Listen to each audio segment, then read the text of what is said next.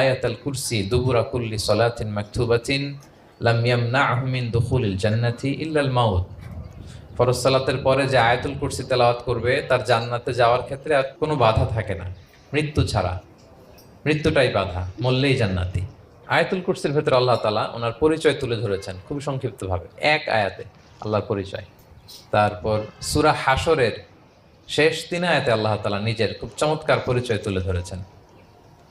তারপরে এই সূরা ইখলাসের মধ্যে আল্লাহ তাআলা আরো সংক্ষিপ্ত পরিসরে ভেরি প্রিসাইজলি মাত্র ছোট্ট ছোট্ট 4টা আয়াতে নিজের পরিচয় তুলে ধরেছেন।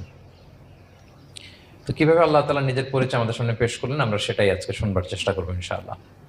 সূরাতুল ইখলাস আপনারা কি জানেন এটা কোরআনের কততম পারায় অবস্থিত? 30তম পারায়। এবং এই সূরাটি মাক্কি সূরা। কি সূরা? কোরআনের সর্বশেষ পারায় অবস্থিত 30তম পারায়।